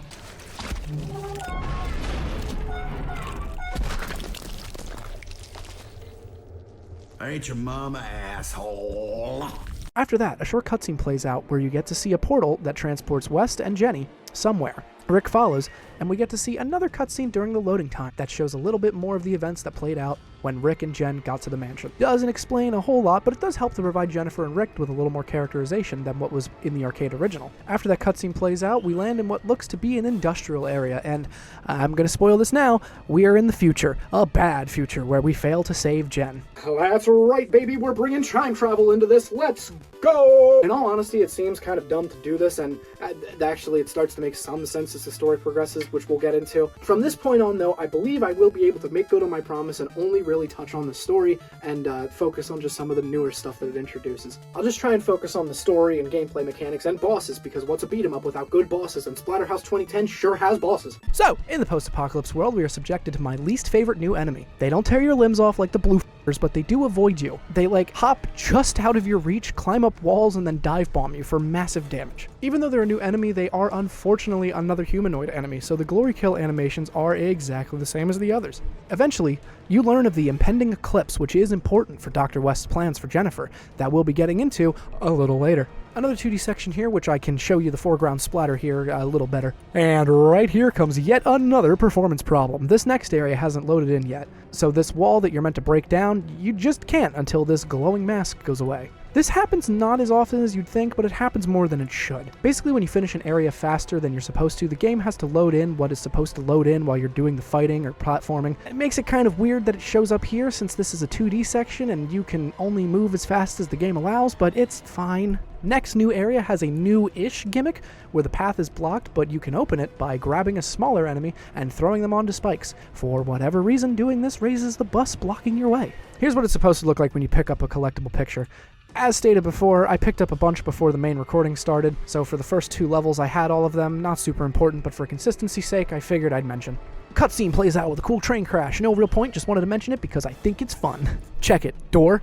No door. This is something that most reviewers would call, bad. However, I find goofy stuff like this charming. After that, we are presented with our context-sensitive platforming section. There is a part of a train that previously derailed dangling from a building, and you have to jump onto it, and Rick will grab it. Your only real indication of this is, of course, the small tutorial text here, but also small glowing ledges that indicate you can do something with it. These sections only happen every now and again, but it's still a bit of a shift in the momentum of gameplay. The meat cleaver is unironically the best weapon in the game. It can just one-shot most enemies with one button press, either by immediately hacking off an arm or their head and that's it. Against some of the stronger mini-boss fellas, it doesn't instantly kill them, but it does take a sizable chunk of health off of them. So we get a small explanation of what West was trying to do here. Basically, when the eclipse happens, West will perform a ritual, and a portal will open that lets these monsters come through. We also now know they are called the Corrupted from a small interaction. We also learn that Jennifer needs to be kept alive, at least until the eclipse happens, so she can be used as a sacrifice. After this, we are thrown right into a new combat arena, and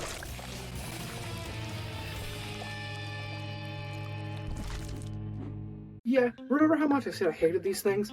Look at how much health I still had, and look at how little time there was for me to try and heal. The fact that it not only one-shotted me, but also would have managed to cut my arm off if I did survive, is just an insult to injury. Luckily, the game does give you plenty of time to think about your next attempt. It's really nice they give you this time to make sure you do it right next time. here there are a bunch of small dudes to beat up, but now that I've done it faster than the game expected, I guess I have to just stand here and wait for this mask to go away because the next area isn't loaded. It's not just something that happens during the 2D sections, and like I said before, it doesn't happen often. I honestly think it happens more in this level in particular than it does anywhere else in the game. A bigger guy made of tentacles with one big eye. The tricky thing with this fella is that he teleports away the closer you get to it, so your main means of attacking are dashing into it and hitting it before he can teleport away. The other thing this guy does is give a buff to all the monsters around it. It will put a green border around the enemies that nullify your fists. Not weapons you might be holding though, I don't know if that was intentional or not, but hey, it works. Another thing with this guy is, it has a name. Its name is Aegis. Do all these things have names? It doesn't tell you if they do. Odd they'd specify this one in particular. Well anyway, Aegis being a new enemy type, it does have its own new glory kill animation. Just one. Only one animation. Which will matter, because later you will be fighting more, and you will just have to get used to seeing this.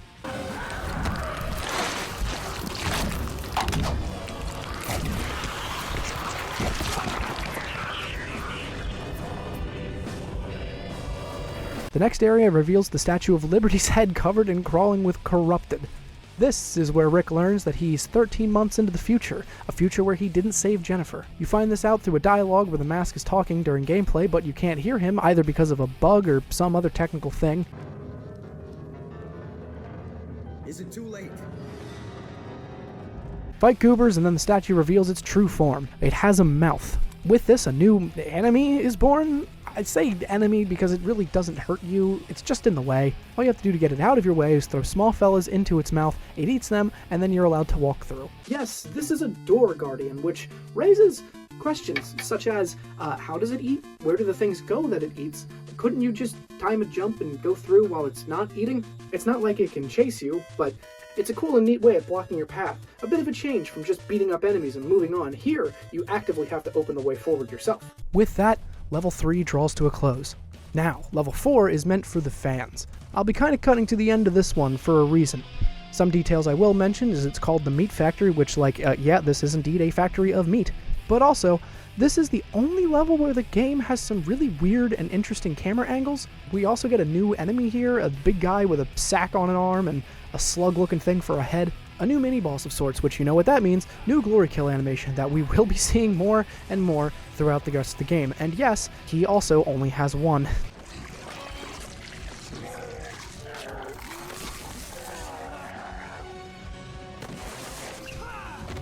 Here we are given a glimpse at our boss fight in a really cool jump scare-like hallucination. People who have played the first game will probably recognize it already, but for now, we'll just leave it at that. So only in this level does the game take a stab at breaking the fourth wall. It's only this level, which seems weird, but it is understandable when you get to the boss.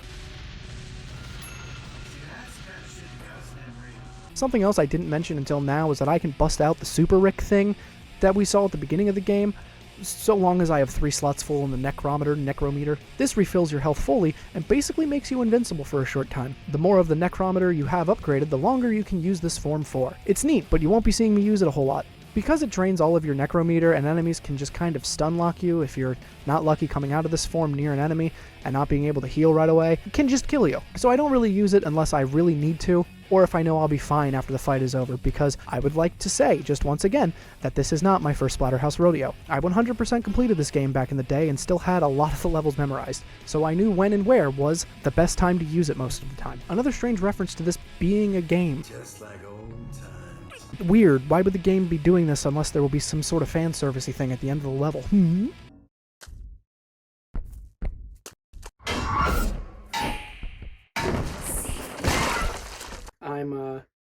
I'm mad to admit, I knew that was coming, and it still made me jump. After a bit more of the level, we are presented with our next weapon and small movie cameo. We are given a shotgun that was being held by a normal-looking guy. Upon closer inspection, however, we can see that this is supposed to be Ash Williams from the Evil Dead franchise, which, may I just say, 1, that's very funny, and 2, Ash would be just fine during all of this. We've seen this dude get his hand possessed, cut it off, attach a chainsaw to the stump, send back in time, and then, in his own TV show, fight the Deadites again at like age 50, and still rock their shit. Ash would be fine in this scenario, and in fact he'd be thriving. Besides this gross inaccuracy of Bruce Campbell, this is a very fun cameo that I very much enjoy. And now the feature presentation, the moment this level has been building to. Any floor will do, fuck it.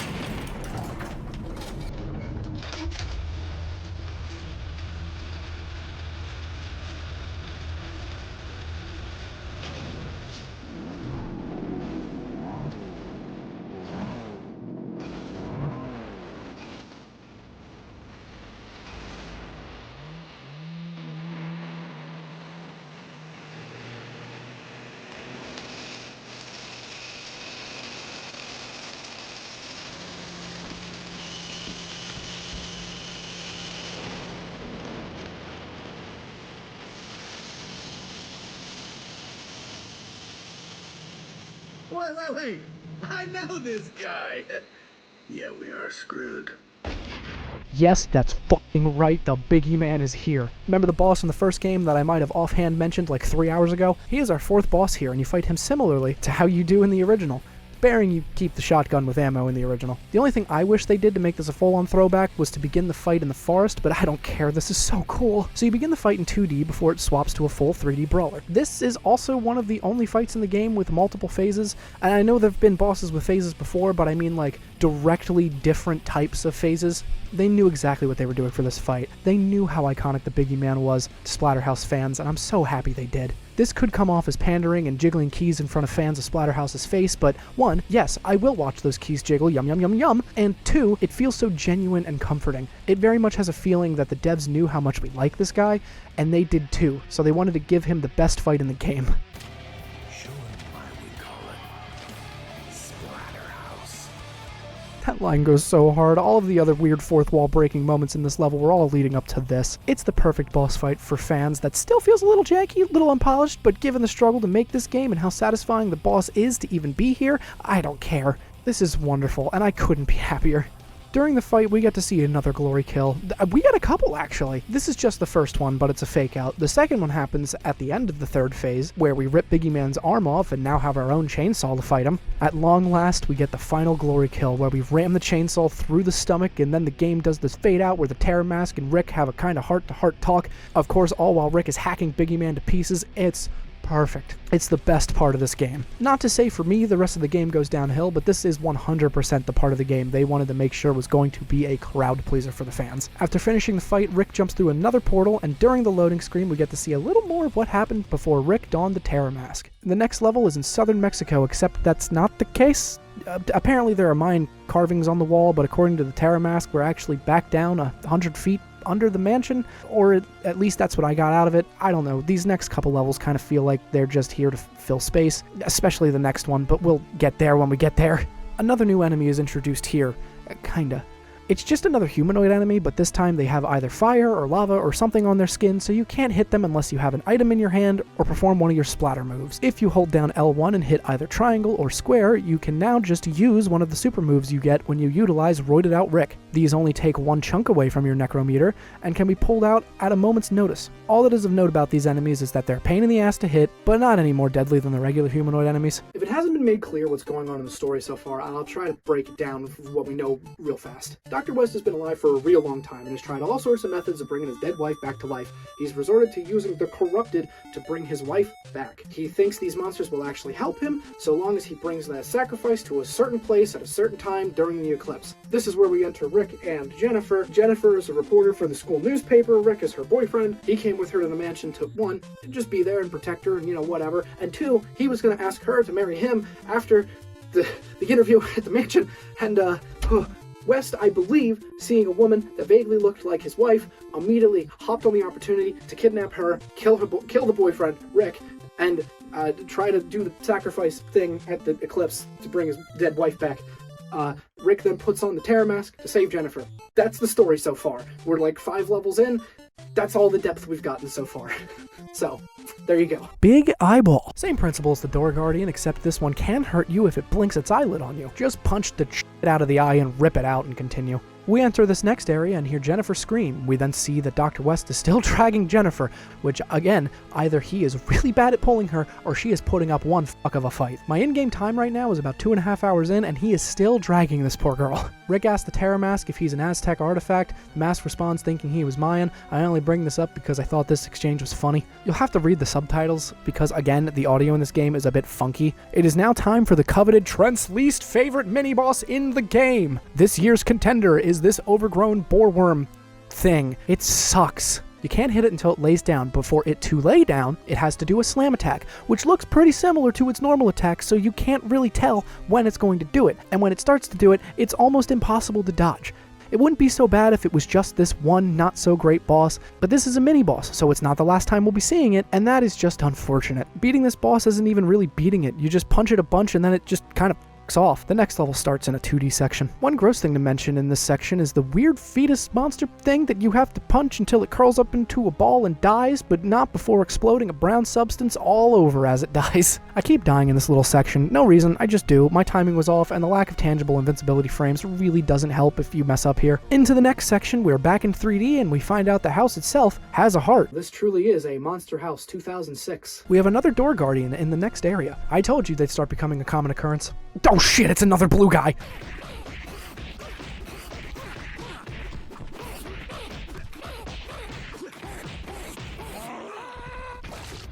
The next section is one of my least favorite moments in the game.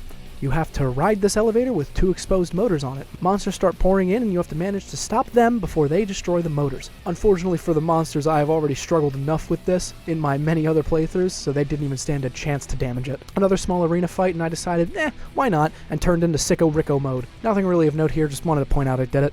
We finally reach the boss of this area, but not before another cutscene of Jennifer being tormented by Dr. West. We then get to fight an overgrown electric gorilla. This is one of the harder fights in the game, based solely on how hard it is to dodge his moves. You will probably be able to dodge his swing just fine, but you may just end up getting hit anyway when he pulls his arm back. This boss also unfortunately is another multiple phase fight, so even if you make it to the glory kill animation, it's not over. The interesting thing about these animations is that they happen in the arena.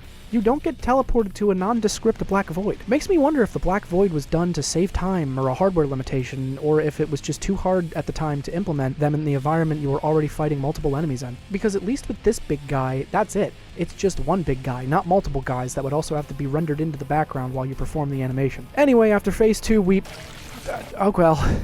Thankfully, the game just reloads you on the phase that you died on, which is very generous and cool and epic. Entering the second animation, Rick pulls another one of those electric poles off its body and uses it as a weapon in the next phase. Now, hopefully, we'll have a better understanding of what to do. Damn it!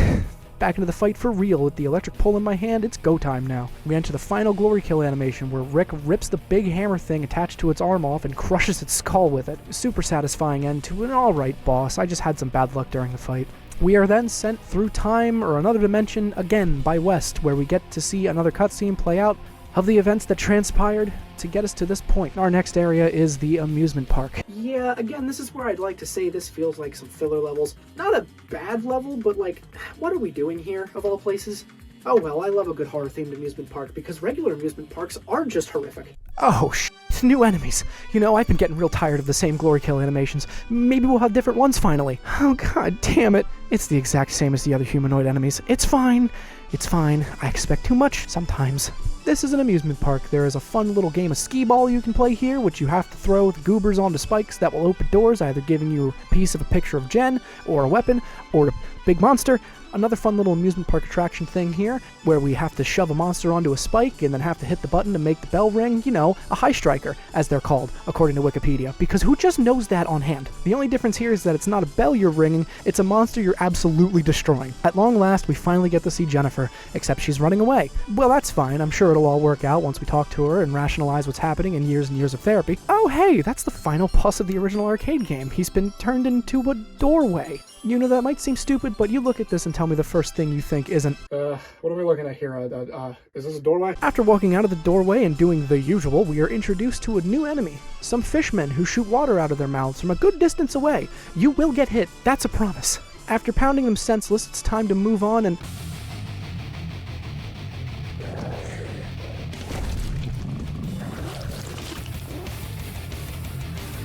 What is that? Doesn't matter what it is. You know, there's always a bigger fish to fry, huh? This thing has a big exposed ass with a large whale mouth and hits like a truck. I don't know, I kinda like its design. I like monkeys, and baboons have gross red exposed asses, so why should we treat this creature any differently? Ah, it was exposed for that. Oh. With that fisting out of the way, thus ends the main amusement park level. All in all, a short level that is a fun one, but just kinda seems pointless. The next level is the back end of the amusement park with more roller coasters and rides for set dressing. The next set piece is a hall of mirrors, and if we're to remember the original game, a mirror Rick came out to attack him here. That doesn't happen, unfortunately. The next room, however, has mirrors with Jennifer in them, and like I said before, this is definitely something they can work on together with some help, a good therapist, and...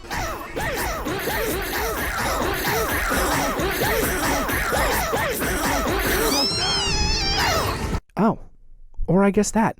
Damn, I didn't know Rick was a cop. In actuality, these rooms are full of fake Jennifers behind mirrors, and you have a set time limit to break the mirror, beat them, and find which mirror is holding the path forward. The fake Jennifers are basically just reskinned blue fellas, so they aren't so bad one-on-one. Alright, another hallway of mirrors. The bad Rick has to happen here. It just has to. They have been too good at supplying fan service for this to not happen. Okay, no, I guess not. Oh, yes! The boss fight in the area is Mirror Rick, and oh my god, that's incredible. He's got a red mask, just like the Rick in the TurboGrafx 16 release. Either that was on purpose or just a happy accident. I'm not sure, but as a Splatterhouse fan, I'm happy. Yes, I am being the fan that sees franchise pander nostalgia in front of our face and I clap. But it's cool here.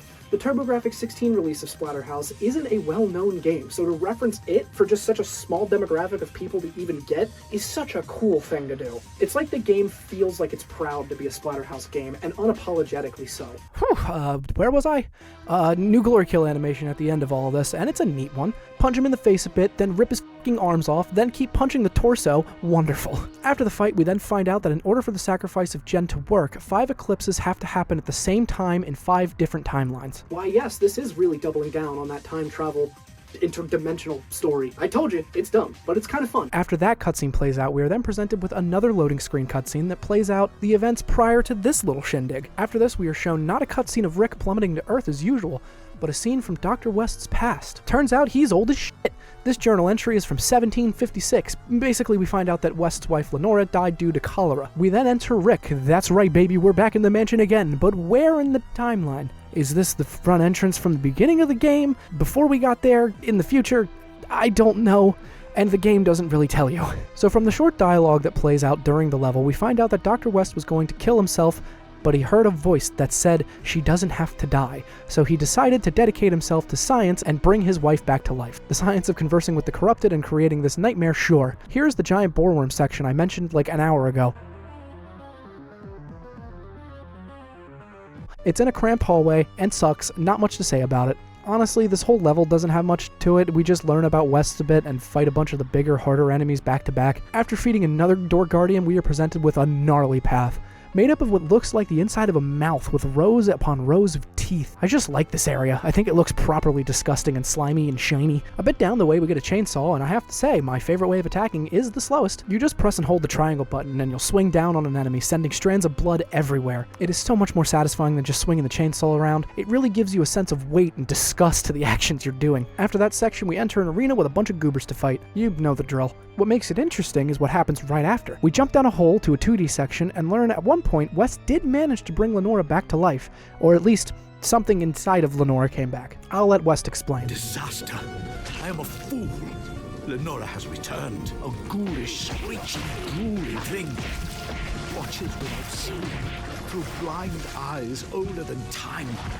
I keep her restrained for her own benefit. In rare moments, she is herself again, and begs that I set her free.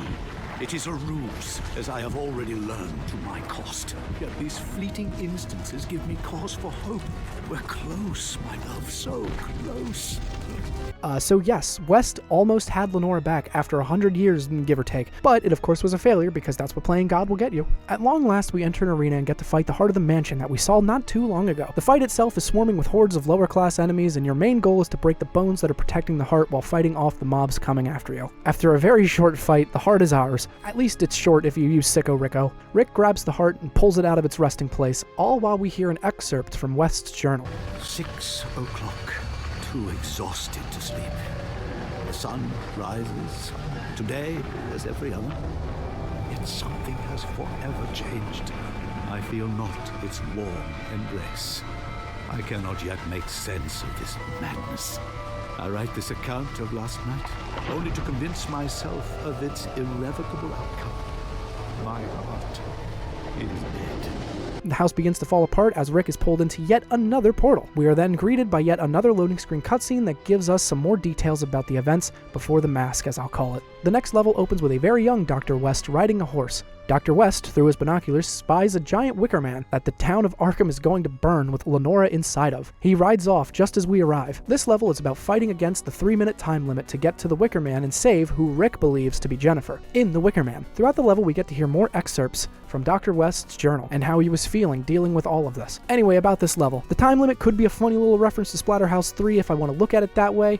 I, however, see as a funny little reference to anxiety. See, it's not really presented to you that the countless number of corrupted spawns don't actually have to be defeated at a certain point, and that you can just run past them. The first wave, yes, but then once you cross the gate and continue forward, the only one you straight up have to kill is this mini-boss. And the final wave. The other thing this level introduces is the gateway minigame things, I guess. Basically, you go through a portal, get to a new section of the level, but instead of just teleporting there, you control Rick as he falls through the portal, dodging debris and other objects as they fly towards you. Once arriving at the Wicker Man, it's already on fire, so your final job here is to kill the corrupted surrounding it and get Lenora, or in Rick's case, Jen, out of there. Strangely, even though this is in the past, Dr. West's journal talks about you being there as if this is something that has already happened before. Oh. That's right, this is where all that dimension, time-hopping, adventure storyline pays off. This makes sense too, because Dr. West seemed to recognize you in an earlier cutscene, which assumedly was because he knew what the mask was and just recognized the mask. However, with these new details, it's clear that he recognized you in your entirety in the big gorilla brick form, not just the mask, because he literally saw you kill his wife a millennia ago. So there you go. It all works out. This isn't stupid, I promise. After killing the final wave of the corrupted, without really any direction what you're supposed to do, you're supposed to climb up the burning Wicker Man to pull Lenora, the Jen in Rick's case, out of it. However, Rick was too late, as he sees Jen already burning to death with nothing he can do. Jen.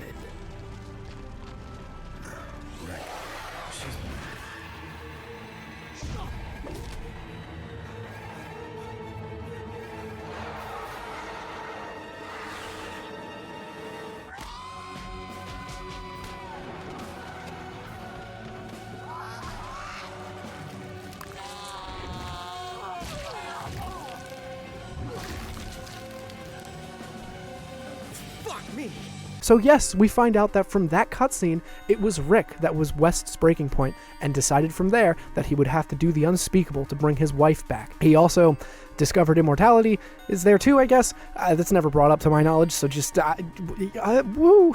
The final portal cutscene of Rick falling through the portal plays out, which basically finishes off any unanswered questions that might still remain. It more or less just shows how West got a hold of Jen, how Rick got the Terror Mask, and that's basically it. But hey, more info about what went wrong isn't a bad thing. Thus begins the second to last level.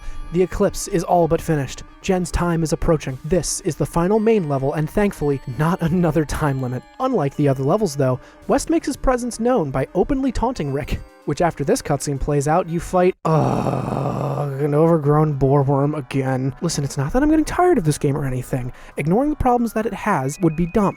I absolutely adore this game, but man, the big boreworms are some of my least favorite mini-boss fights in the game. Due to the game not being entirely finished, its animations for winding up an attack don't feel finished, so it's really hard for me at least to see what attack he's doing and when he's gonna do it. This is all speculation, of course, because who knows, maybe its animations were finished, and this is just a problem from the foundation of the monster's animation. I'll never know, but it would also be bad of me to just ignore it and be fine with some of the cheap hits I take from it. Anyway, after ripping its head off, Dr. West has some parting words for us as we try to make our way to Jen. Oh my god, another boreworm boss fight, this time with two of the arm whip guys accompanying it.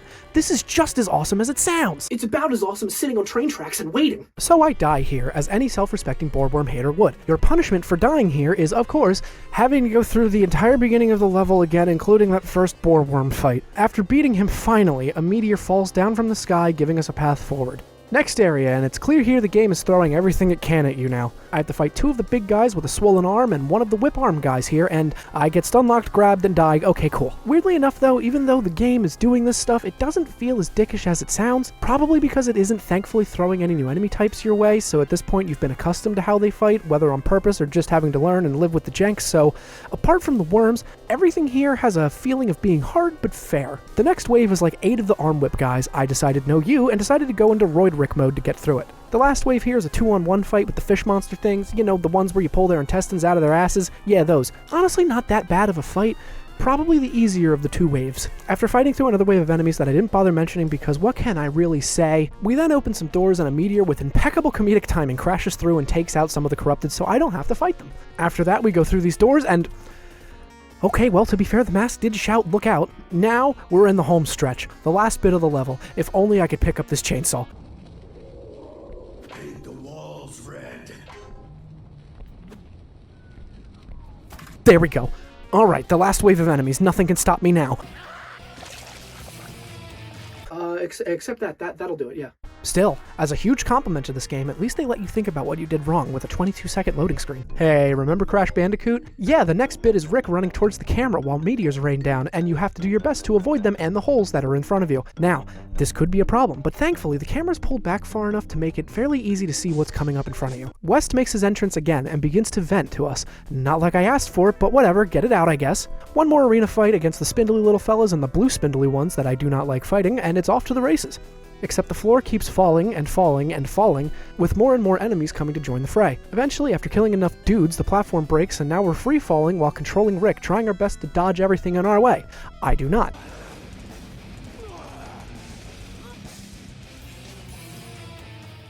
I'm gonna be honest, I don't even know what hit me, but it's fine. The checkpoint was right as the fall was beginning, so it's all good. Once angelically landing at the bottom, Rick gets a move on, ripping this eyeball out of the way to get through. Now we enter the most bullshit part of the game, and I might have said that before, but I mean it here. You're stuck on this bridge with 4 tentacle arm guys and a squid monster that makes them invincible to your punches. As you go through this section, the bridge starts to break apart in sections. No problem, I'll just run to the portal and leave, except you can't until you kill every one of these goobers. The biggest problem here is that glory killing does not freeze time, and if you're on a platform that is going to fall, you will still just fall, as seen here. So that's cool, because glory killing them is the fastest way to get this done, so you need to make sure that when you initiate the animation, you are on stable ground. It's not that this section is really hard or brutal or anything, it's just something that I feel like would have been ironed out had the game been properly finished. After that, we are given our last 2D section of the game, except it's not 2D, at least not in the sense that the other ones were. You can still move in all 360 directions, so that's odd, but hey, you know what, maybe they just didn't have enough time to fully implement the 2D controls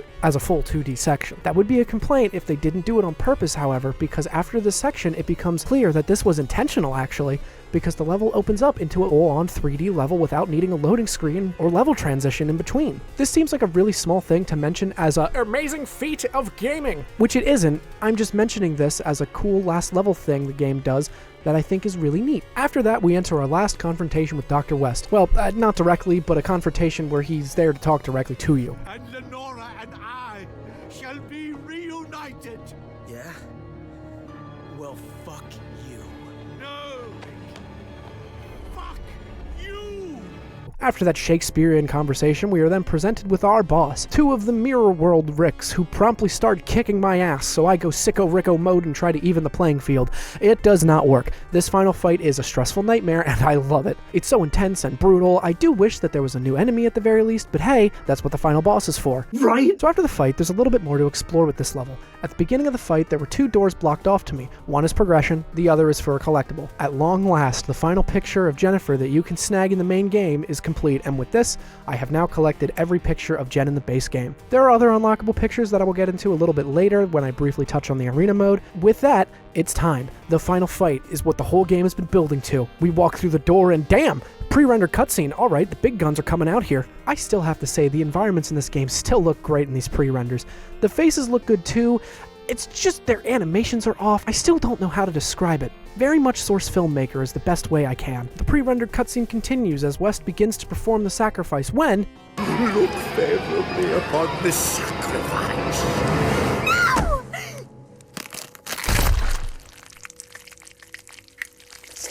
Get your hands off my girl. As all this happens, the mask lets us know that all the corrupted we've killed have been added to the sacrifice list, and the mother of all corrupted has still broken through. And damn! Can I just say, this boss looks incredible. A giant made up of all the bodies of corrupted in the area and the ones we've disposed of throughout the game. I can't wait to see how this looks like in-game and how we have to fight. So let's go. Let's see this final boss. Oh, it looks significantly worse in-game, but hey, that's fine. It was a pre-render. I mean, Final Fantasy X looks significantly worse than its pre-renders, and that was in 2002, so it's fine. Let's just see how we fight him. What is that? Jen health meter?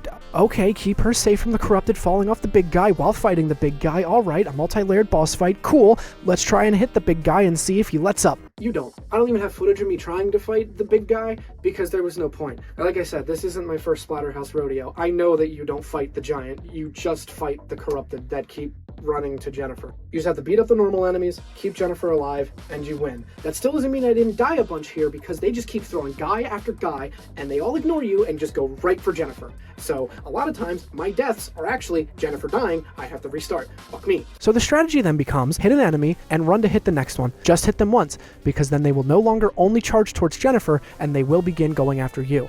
It's the best way to control this crowd. Oh, also fun thing to mention is that you start a good distance away from her, and the corrupted have a head start, so no matter what you do, Jen will always lose a little bit of health after each attempt. So after about 3 attempts, I finally did it. See, the big guy has just been slowly marching towards Jennifer, as well as the little lackeys. Once he's right at the altar, however, the fight is over, and finally, I die, because I didn't see the QuickTime event prompt. Man, I wish it was a different color that stood out. I mean, it's pretty clear looking at it now, but I don't know, I missed it somehow. Anyway, now after 4 attempts, I got it. Thankfully, the checkpoint is right when he gets to the altar, so no more having to fight through waves and waves of enemies again. But after a successful QuickTime button press, the rest of the fight is just QuickTime events, which feels unfinished. Go figure. I mean, it's missing sound effects even.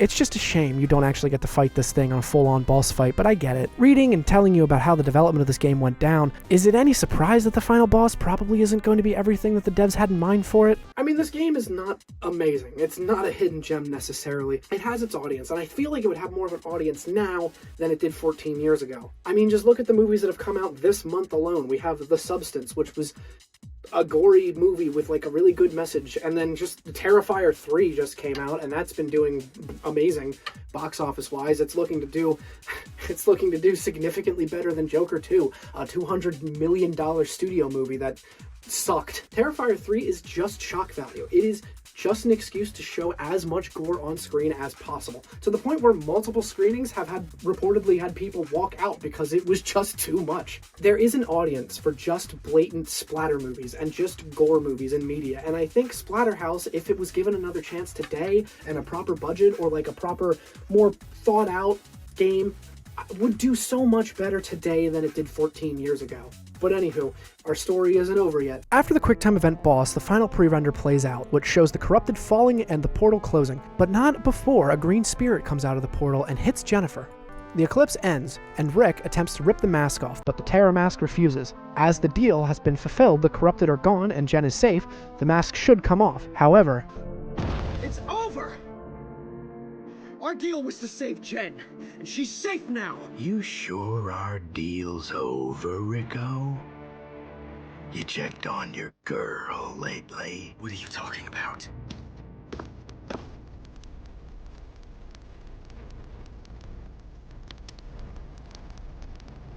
Lenora, my love. At last, you've come back to me. I'm here. Lenora, I've been waiting so long for you, my beloved. Jen, you okay?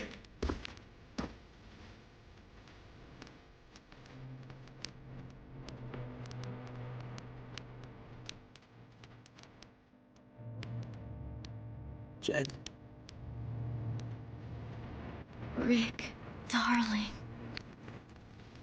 It's good to be back.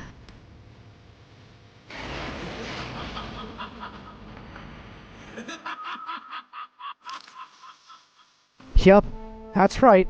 A cliffhanger that will never be concluded. It's unfortunate, but not unexpected. They probably wanted this game to spawn a series, but even if it didn't, with this being coated in so much grindhouse horror movie DNA, a cliffhanger is par for the course. With all that though, the only thing left to talk about are the collectibles, and the arena modes. So let's touch on those and then get out of here.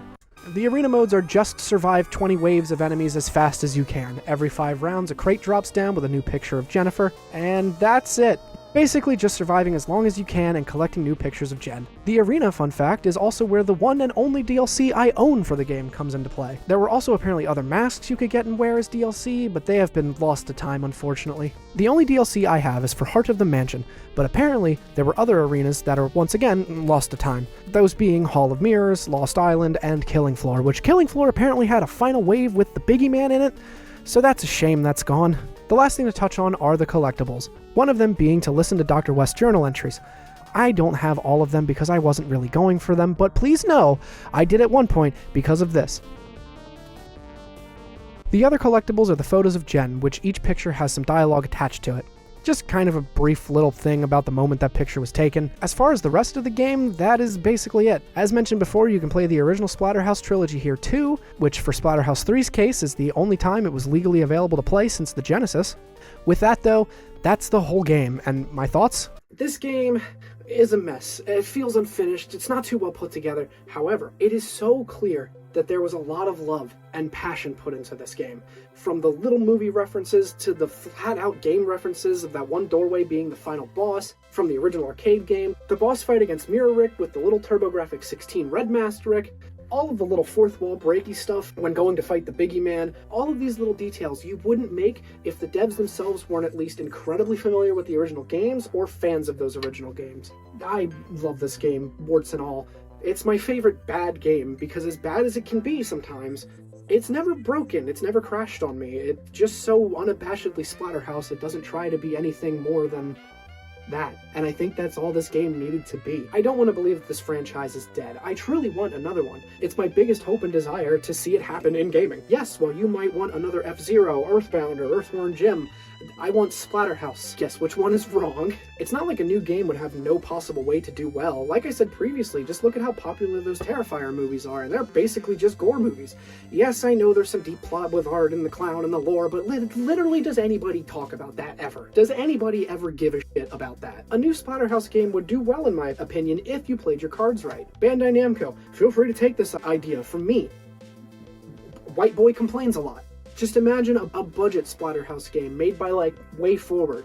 A 2D beat-em-up not too dissimilar to how WayForward did Double Dragon Neon. Make it a beat-em-up that lasts like 4 hours, has a bunch of replay value, hell, have an unlockable gender swap mode where Jen gets the mask and has to go save Rick. That would be great. And then release it on everything for like $30 to $40. I would play the hell out of something like that on the Switch. And, I mean, literally while writing this script, WayForward just released a Halloween and Evil Dead game that are basically what I had in mind for a new Splatterhouse game. I think this franchise has more than enough potential. I truly don't believe they've even scratched the surface of what a Splatterhouse game could be. Will a game like that ever happen? Probably not, but I'll keep hoping. Like, look, I kept hoping and praying and trying to get past the Jennifer fight in the original Splatterhouse. I did. Finally, as I was making this video, I did it. I quit immediately in the next level. Who knew bubbles were so lethal?